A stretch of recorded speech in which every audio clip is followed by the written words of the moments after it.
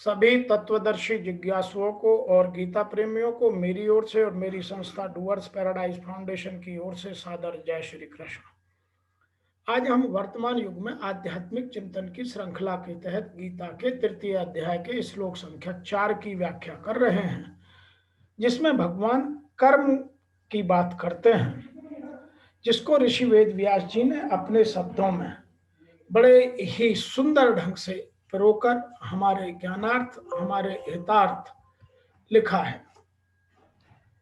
न कर्माणाम अनारभ्यात् नैष्कर्म्यम पुरुष अनुष्यते न च संन्यासानात् एव सिद्ध्यम समधिगच्छति। अर्थात मनुष्य न तो कर्मों का आरंभ किए बिना निष्कर्मता अर्थात जिस अवस्था को प्राप्त हुए पुरुष के कर्म अकर्म हो जाते हैं, फल उत्पन्न नहीं कर सकते, उस अवस्था का नाम निष्कर्मता है। या तो निष्कर्मता को या योग निष्ठा को प्राप्त होता है, और न कर्मों के केवल त्याग मात्र से सिद्धि या सांख्य निष्ठा को प्राप्त होता है। तो उन्होंने बड़े ढंग से इस बात को लिखा है। Neither a man attain actionless by not initiating action, or nor does he attains by the mere reinitiation of action। अर्थात मनुष्य को सदैव अपने कर्म करने पड़ते हैं। मनुष्य न तो कर्मों को न आरंभ करने से निष्कर्मता की अंतिम स्थिति को प्राप्त होता है, और न आरंभ की हुई क्रियाओं के त्याग मात्र से भगवत प्राप्ति की या परम सिद्धि को प्राप्त होता है। अब तुझे ज्ञान मार्ग अच्छा लगे या निष्काम कर्म योग, दोनों ही कर्म तो करना ही पड़ेगा। प्राय इस स्थल पर लोग भगवान पथ्य का संक्षिप्त मार्ग और बचाव ढूंढने लग जाते हैं। कर्म आरंभ ही न करें, हो गए निष्कर्म, ऐसा नहीं। कहीं ऐसी भ्रांति न रह जाए, इसलिए श्री कृष्ण बल देते हैं कि कर्म को न आरंभ करने से कोई निष्कर्म भाव को प्राप्त नहीं होता। शुभ अशुभ कर्मों का जहां अंत है, परम निष्कर्मता की उस स्थिति को ही कर्म करके ही पाया जा सकता है। इसी प्रकार बहुत से लोग, हम तो ज्ञान मार्गी हैं, ज्ञान मार्ग में कर्म है ही नहीं, ऐसा कहकर कर्मों का त्याग करने वाले ज्ञानी नहीं होते। आरंभ की हुई क्रिया को त्यागने मात्र से कोई भगवान साक्षात्कार रूपी परम सिद्धि को प्राप्त नहीं हो सकता। और इसका उत्तर भगवान 5वें श्लोक में बड़े स्पष्ट तरीके से देते हैं। तो हमें आध्यात्म से इस बात को समझना बहुत आवश्यक है। न कर्मणा से लेकर के और पुरुषो अनुष्ठते तक जो बात लिखी गई है, कर्म योग में कर्म करना आवश्यक है। कारण है कि निष्काम भाव से कर्म करने पर ही कर्म योग की सिद्धि होती है। जो योग पर आरूढ़ होना चाहता है, अपने में समता लाना चाहता है, उसके लिए कर्मयोग की दृष्टि से निष्काम भाव से कर्म करना आवश्यक है। यहाँ एक शब्द बार बार लाया जा रहा है, बताया जा रहा है, निष्काम भाव, अर्थात जिसकी इच्छा आपको अपने मन में नहीं रखनी, जिसके फल की इच्छा नहीं रखनी है, कर्म करना है। अगर वह कार्य करेगा ही नहीं तो उसको यह कैसे पता लगेगा कि मैं सिद्धि असिद्धि में समरह या विचलित हो गया। अर्थात उसे कर्म करना आवश्यक है।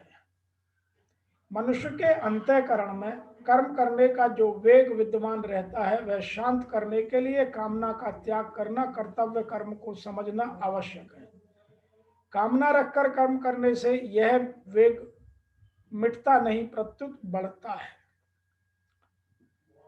निष्कर्म में अनुसृते पदों का आश्रय यह है कि कर्म योग का आचरण करने वाला मनुष्य कर्मों को करते हुए ही निष्कर्मता को प्राप्त होता है, जिस स्थिति में मनुष्य के कर्म अकर्म हो जाते हैं, अर्थात बंधन कारक नहीं रहते।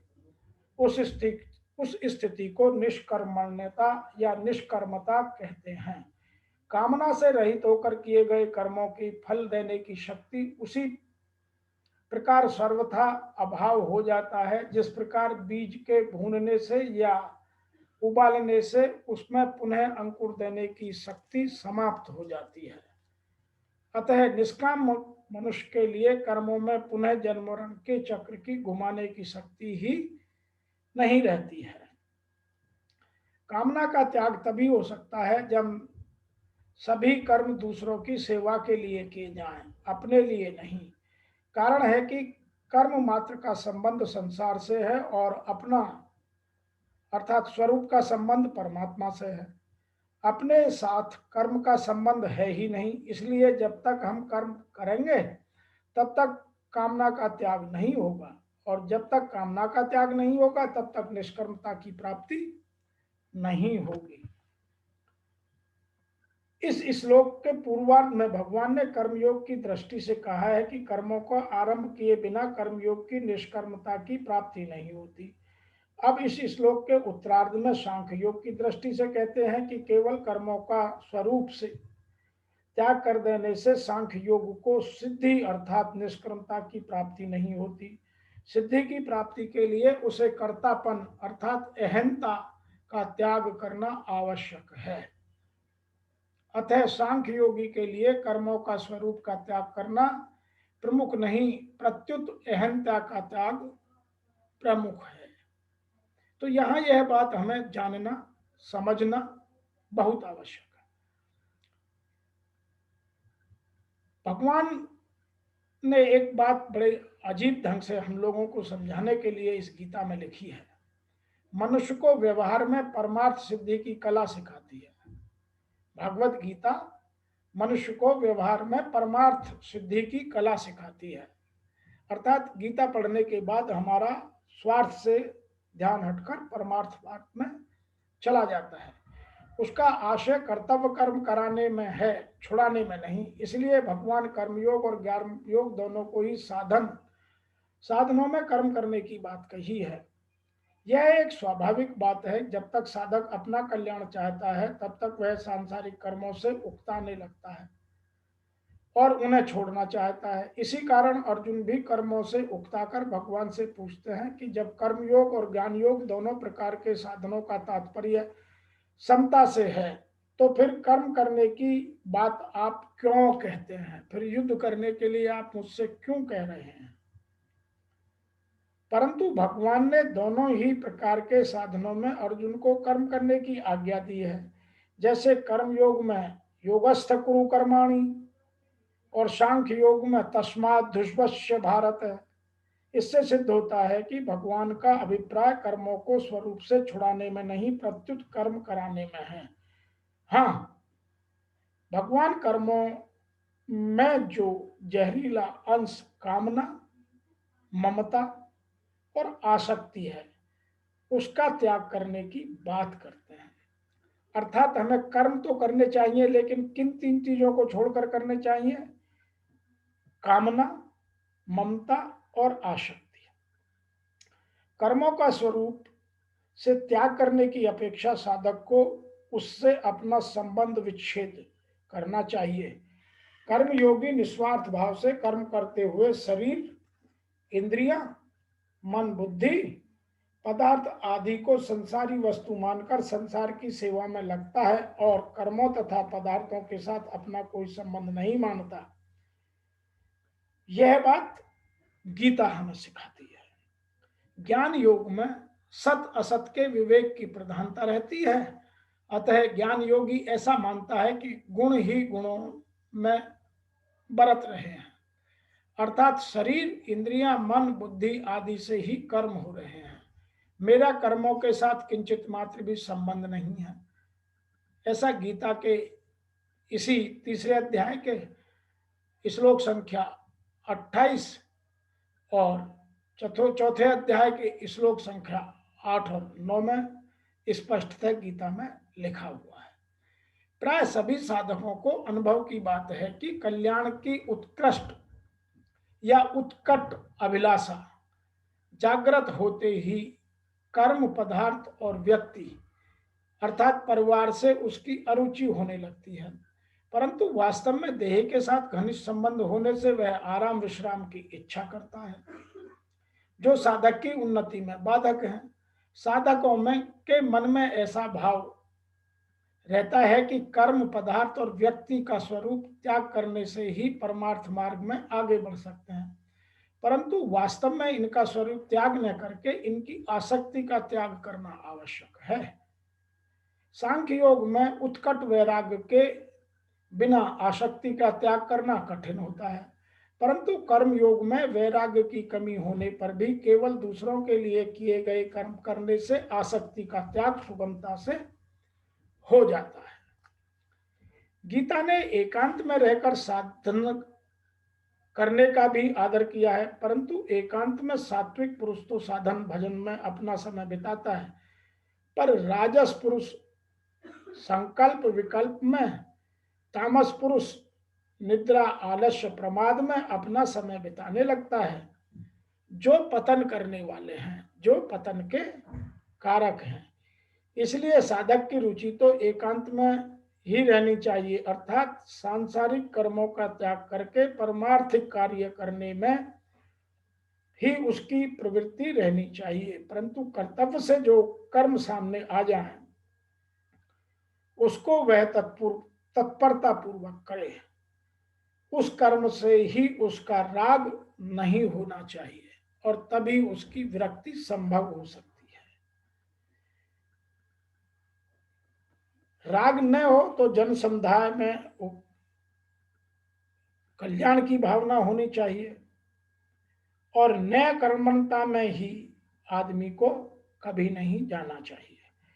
कहीं भी राग न रहने का साधक का बहुत जल्दी कल्याण हो जाता है। वास्तव में शरीर को एकांत में ले जाने का ही एकांत मान लेना भूल है। संसार छोड़कर जंगलों में चला जाना एकांत नहीं है। एकांत है अपनी कामना, अपनी ममता और अपनी आसक्ति को छोड़ना, क्योंकि शरीर संसार का ही एक अंश है। अतः शरीर संसार के साथ संबंध विच्छेद होना अर्थात उसमें अहंता, ममता न रहना ही वास्तविक शून्यता या एकांतता है। अतः हमें इन चीजों को जानना, समझना अत्यंत आवश्यक है। जब तक हम इन चीजों को समझेंगे नहीं, तब तक हम जो हमें भ्रम बताए गए हैं, बचपन से हम जो भ्रम सुनते आए हैं कि संसार छोड़ दो, संसार छोड़ने का मतलब केवल उन 3 चीजों को छोड़ना है, अन्य को नहीं।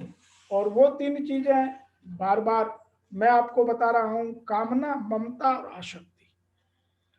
आप सांसारिक व्यक्ति हैं, संसार या जो माया से रचित पंच तत्वों से बना संसार है, उसी से यह शरीर बना है, तो यह शरीर उनसे अलग आराम से नहीं हो सकता। केवल आपको अपनी मन और बुद्धि को कामना, ममता और आसक्ति से दूर कर या उनका त्याग कर कर्म करने में ही आपका कल्याण है। आज के इस श्लोक से हमें वर्तमान समय में 3 बातें समझने को विशेष रूप से मिलती हैं। नंबर 1, हम बिना कर्म किए हुए यह नहीं पहचान सकते कि मैंने कर्म में मेरी आसक्ति है, मेरी कामना है या मेरी उसके साथ प्रीति, ममता जुड़ी हुई है। नंबर 2, और जब तक हम कामना, ममता और आसक्ति नहीं छोड़ेंगे तब तक हम इस कर्म बंधन से मुक्त नहीं हो सकते। और तीसरा, जब तक कर्म बंधन से मुक्त नहीं होंगे तब तक मोक्ष नहीं हो सकता। तो हमें कर्म किए बिना हुआ मनुष्य को कर्म बंधन से मुक्त नहीं होना है, और कर्म बंधन से मुक्त होने के बाद ही हम मोक्ष की प्राप्ति कर सकते हैं, अतः कर्म करना आवश्यक है। आज के इस तृतीय अध्याय के श्लोक संख्या 4 की व्याख्या में इतना ही। फिर आपसे शीघ्र मिलते हैं 5वें श्लोक की व्याख्या लेकर। तब तक के लिए आपको मेरी ओर से और मेरी संस्था की ओर से ओम नमो भगवते वासुदेवाय नमः।